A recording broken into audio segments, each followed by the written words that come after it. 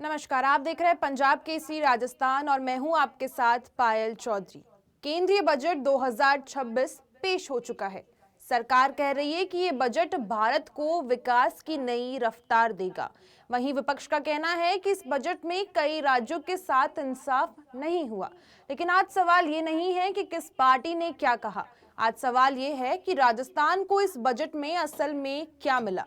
क्योंकि आंकड़े कहते हैं कि इस बार राजस्थान को केंद्रीय करों से 90,000 करोड़ रुपए मिलेंगे और देखा जाए जो पिछले साल के मुकाबले 6,500 करोड़ रुपए ज्यादा है। अब पहली नजरे में ये बड़ी राहत लगती है तो लेकिन यहीं पर कहानी में एक और मोड़ आता है। पिछले साल केंद्रीय करों में राजस्थान की हिस्सेदारी 6.026% थी, जो इस बार घटकर 5.926% रह गई है। यानी पैसा जरूर बढ़ा है, लेकिन देश के कुल टैक्स में राजस्थान का हिस्सा कम हुआ है। तो सवाल सीधा और जनता की भाषा में ही है, क्या ज्यादा रकम मिलना जीत है या फिर कम हिस्सेदारी मिलना नुकसान है। और इसी सवाल के साथ जवाब तलाशने के लिए आज हम सरकार और विपक्ष दोनों से सीधे सवाल पूछेंगे। इसीलिए हमारे साथ आज मौजूद हैं बीजेपी प्रवक्ता सुरेश थोलिया जी और इसी के साथ कांग्रेस के प्रवक्ता भी हमारे साथ मौजूद हैं योगेश सिंघल जी। सबसे पहले आप दोनों का बहुत बहुत स्वागत है पंजाब केसरी राजस्थान पर। जी धन्यवाद। सबसे पहले मेरा सवाल सुरेश जी आपसे ही रहेगा कि अगर राजस्थान को फायदा हुआ है तो ये जानना चाहेंगे कि देश की टैक्स कमाई बढ़ रही है तो फिर राजस्थान का जो प्रतिशत हिस्सा है वो क्यों घट रहा है। मैम, जो 16वां फाइनेंस कमीशन है, 16th फाइनेंस कमीशन, उसको कई पैरामीटर्स के आधार पर कैलकुलेशन करता है। उसमें कुछ बदलाव होता है तो उस पैरामीटर्स के कारण से परसेंटेज वाइज कुछ चेंज आता है। लेकिन जैसा अभी आपने बताया कि जितना हम लोगों को पिछली बार जितना मिला था उससे 7,000 करोड़ अप्रॉक्स, यानी टोटल 94,000 करोड़ हम लोगों को बजट में मिला है। 7,000 करोड़ पिछली बार की तुलना में ज्यादा मिला है। परसेंटेज में जो बदलाव है वो 16th फाइनेंस कमीशन की अपनी जो तरीका है कैलकुलेशन का, उसके हिसाब से राज्यों के कई पैरामीटर्स होते हैं, जिसमें जनसंख्या है, आकार है, जो परफॉर्मेंस है जनसंख्या की वो है, जीडीपी का योगदान है, वो बहुत सारे पैरामीटर्स है, उसके बिहाफ पे वो बदलाव दिखा है। जी योगेश जी, अब आपसे जानना चाहेंगे यही चीज कि जैसे कि सुरेश जी ने बताया कि जीडीपी को देखा गया है, जनसंख्या को देखा है, बकायदा बहुत सारी चीजें इन्होंने बताई।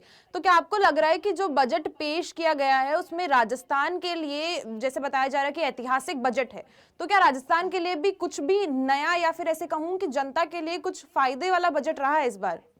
जी देखिए पायल जी, बीजेपी वाले अपने मुंह से अपनी बड़ाई कर सकते हैं, वो एक अलग बात है, लेकिन आम जनता के आप मन को टटोल के देखिए कि जब से बजट आया है कल से आम जनमानस पे एक निराशा की लहर आई है। जो उम्मीदें भारतीय जनता पार्टी के इस बजट में कर रखी थी लोगों ने, पूरे देश के लोगों ने, राजस्थान सहित पूरे देश के लोगों ने, कि कुछ ऐसा बजट लाएंगे, ऐसी कुछ योजनाएं लाएंगे कि महंगाई में कमी हो। तो महंगाई सबसे बड़ा मुद्दा है, बेरोजगारी सबसे बड़ा मुद्दा है। आप देखिए, इन्होंने ना तो महंगाई की दिशा में कोई ठोस योजना बनाई, ना बेरोजगारी निवारण के लिए इन्होंने बनाई, ना मध्यम वर्ग के लिए बनाई, ना युवाओं के लिए बनाई, ना विद्यार्थियों के लिए बनाई, ना किसानों के लिए, ना महिलाओं के लिए। किसानों की हम बात करें तो हिंदुस्तान कृषि प्रधान देश है।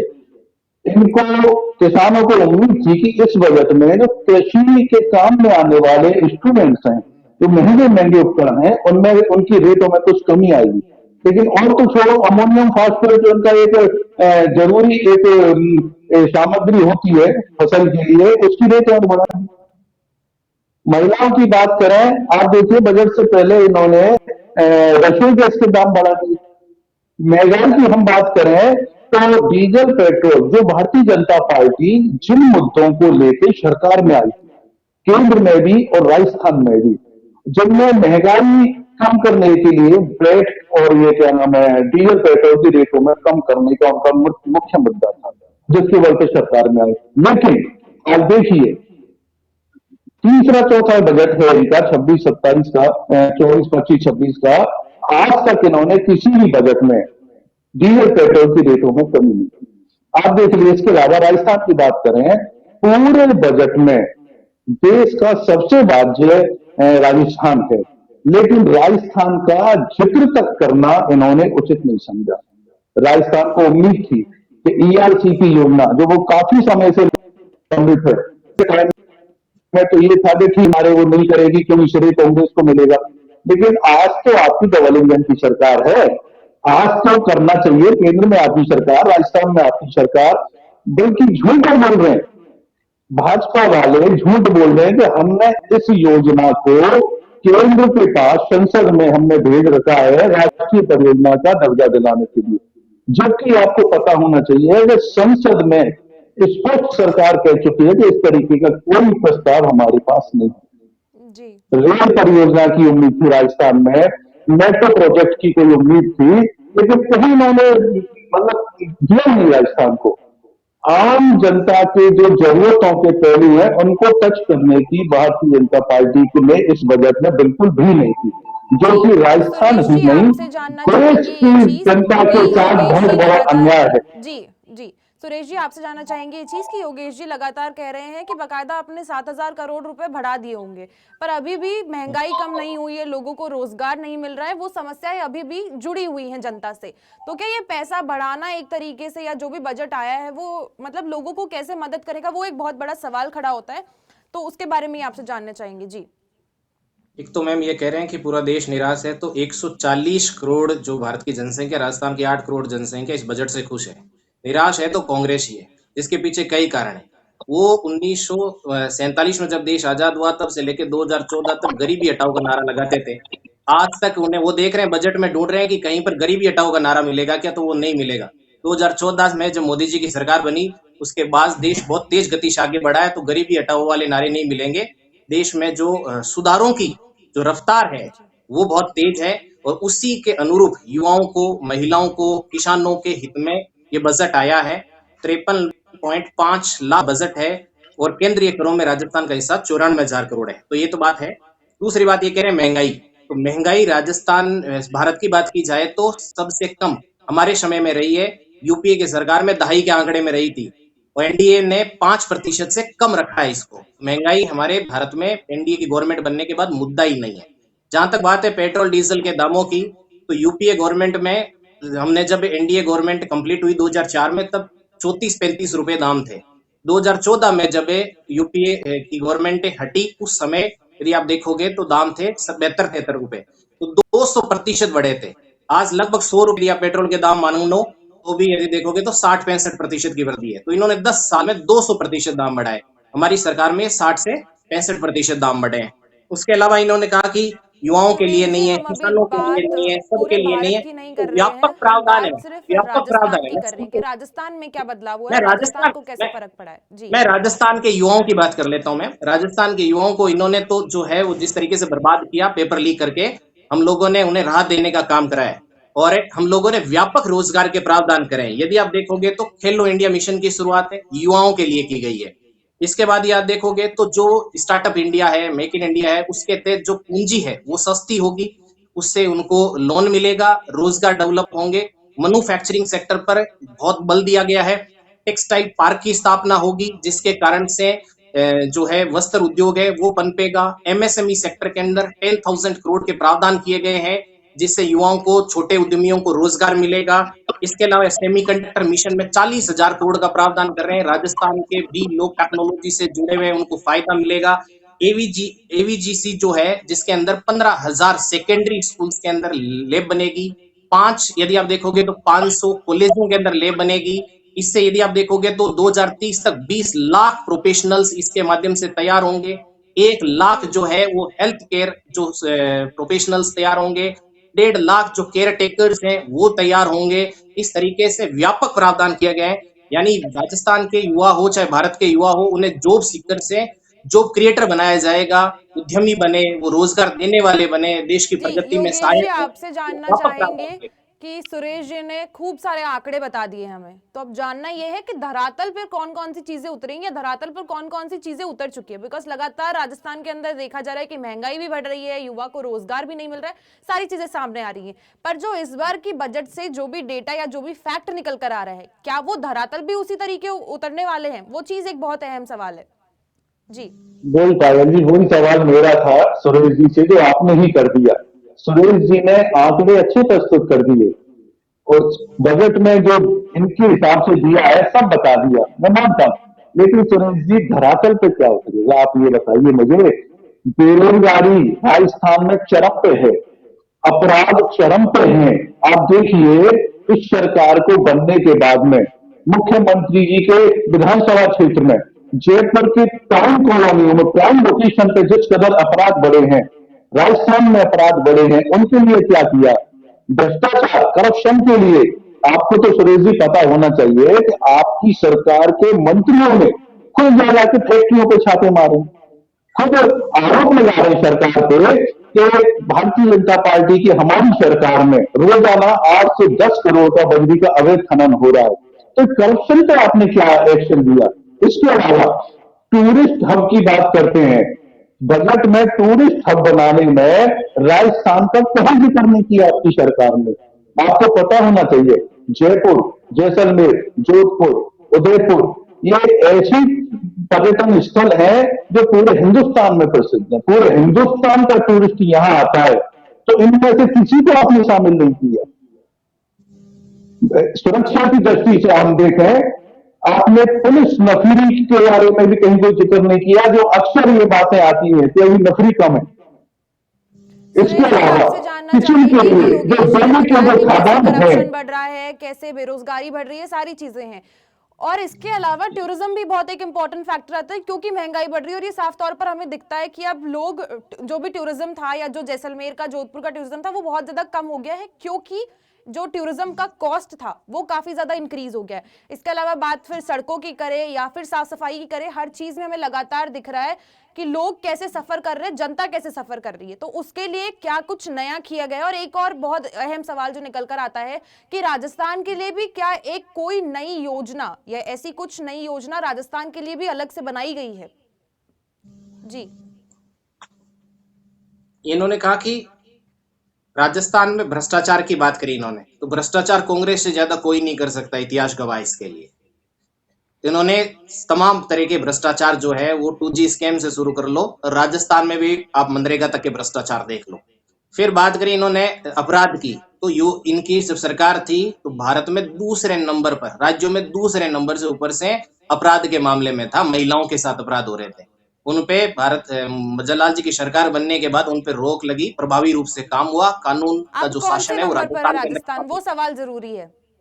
और हाँ बता रहा हूँ, बजरी आपकी माफिया जो आपकी है, सरकार, अब माफिया, कौन से खनन नंबर पर माफिया, है? जी बजरी माफिया बना दिया था आप लोगों ने। सुरेश जी, आपने कहा कि पहले कांग्रेस सरकार के समय में राजस्थान दूसरे नंबर पर आता था, अब कौन से नंबर पर आ रहा है? भ्रष्टाचार, इसके अपराध के मामलों में भारी कमी हुई है मैम, एकदम सख्त इसके ऊपर लगाम लगाई गई। नंबर नहीं बता पा रहे हैं ना आपके, अभी कौन से नंबर पर आ रहा है? अब टॉप जो है अपराध के राज्य, उनमें राजस्थान शामिल नहीं है। अच्छा जी इसके जी अलावा सुरेश। जैसे इन्होंने कहा कि पर्यटन के मामले, तो 50 शहरों को पर्यटन की दृष्टि से विकसित करने की बात है।